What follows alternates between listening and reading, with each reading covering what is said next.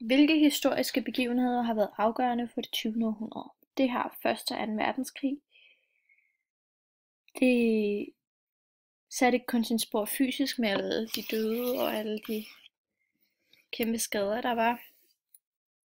Men også mentalt på den måde, man så menneskets fremtid på. Det vil jeg komme tilbage til. Nummer 2. Hvilken rolle spiller gamle normer og traditioner? Gamle normer og traditioner spiller en ret lille rolle. Man er mere frigjort, og det er ligesom det, der er kendetegnende ved industrialiseringen og urbaniseringen, hvilket også vil uddybe mere, fordi at man, der var mere fokus på individet, og man flyttede, og familien og de gamle traditioner, de fik en mindre betydning. Det vil jeg forklare mere om i et andet spørgsmål. Hvornår og hvorfor mister man troen på en bedre fremtid for menneskeheden? Det gør man umiddelbart efter 2. verdenskrig. Og det her århundrede byder også på en række krige og kriser og en masse problemer, der ligesom sætter den her udviklingsoptimisme under pres. Den her udviklingsoptimisme, der var inden krigene, hvor man var meget positiv omkring menneskets udvikling og den teknologiske udvikling, men efter at der har været det her med atombomber og kriser, for eksempel 1. verdenskrig og den økonomiske krise i 1930'erne, 2. verdenskrig, den kolde krig, herunder var der alt det skidt med atombomber og oliekrisen i 1970'erne, og så videre, så videre, så videre, så videre. Derfor mistede man troen på en bedre fremtid. Hvad er kendetegnende ved modernismen? Umiddelbart er det lidt mærkeligt og svært at forstå. Det handler meget om de her regelbrud og opgør med tidligere litteratur. Det henviser ikke til genkendelige ting i verden, det er meget det abstrakte. Abstrakte, der bliver arbejdet med menneskets fantasi og det indre liv. Ja. Hvornår opstod realismen, og hvilke tekster har vi læst fra den periode? Realismen opstod ved det moderne gennembrud. Det var realismens storhedstid. Vi har blandt andet læst Tove Ditlevsen, som er lidt senere, men som er psykologisk realisme, som afhænger af den sociale tilstand i samfundet. Ja, og vi har læst For Herre bevares. Og hvilken rolle spiller urbaniseringen i begyndelsen af det 20. århundrede? Det var lidt i forbindelse med spørgsmål 2.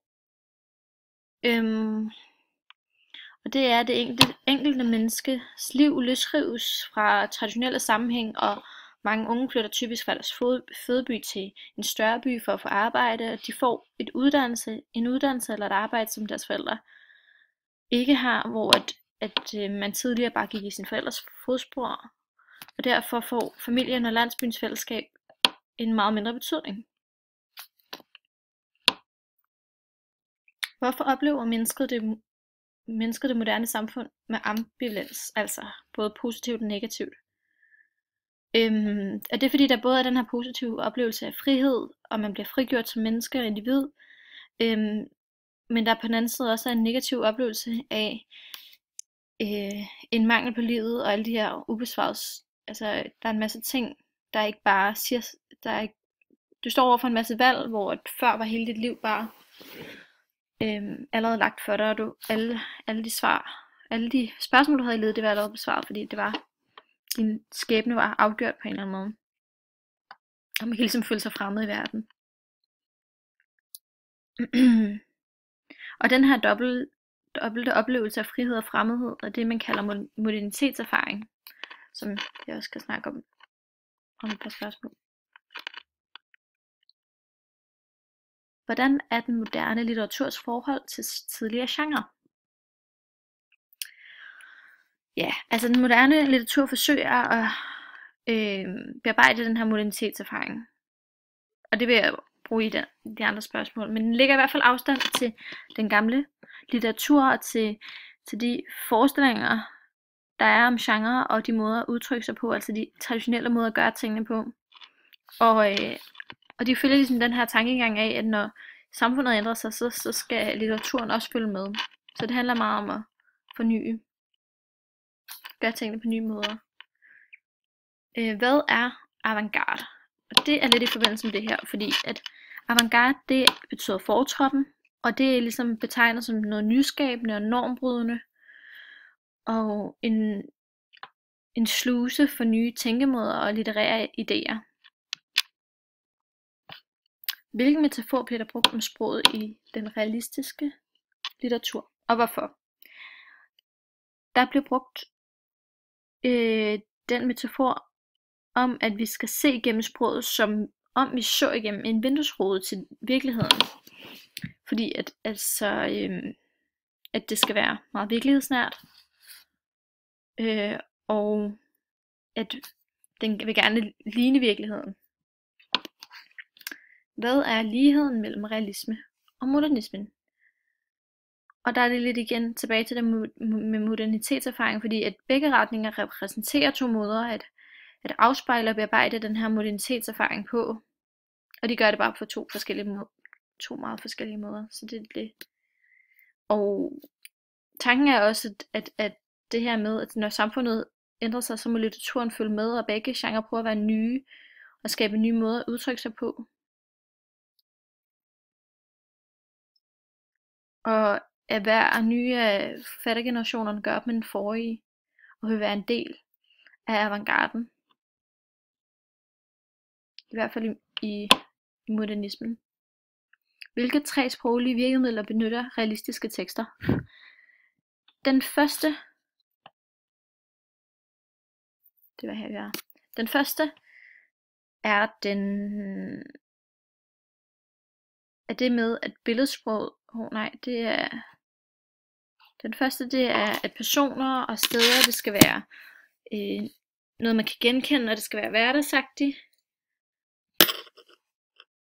Virkelighedstro. Det andet virkemiddel er, at steder og personer skal beskrives med mange detaljer og med meget præcision, altså at så det også bliver virkelighedstro. Og det tredje virkemiddel er, at billedsproget skal være upåfaldende, altså det skal virke sådan indirekte og ikke tydeligt. Det skal være diskret. Ja. Hvad er den moderne litteraturs forhold til virkeligheden? Ja, det er sådan lidt specielt, fordi den virkelighed, der gengives i den modernistiske litteratur, er en subjektiv og indre virkelighed, og det bliver lidt spacey. Men altså, man bliver ligesom udfordret til at udforske en mere abstrakt virkelighed. Måske sætte spørgsmålstegn ved den virkelighed, vi opfatter. Nå. Og så altså åbne op for at bare for en mere abstrakt virkelighed. Hvordan er sproget typisk i en modernistisk tekst? Ja, altså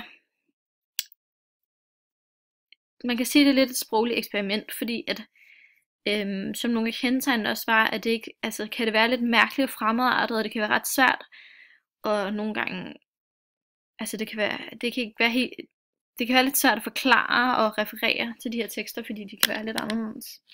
Men igen bare, at det at bryde med normerne. Ja, det var mine 14 spørgsmål.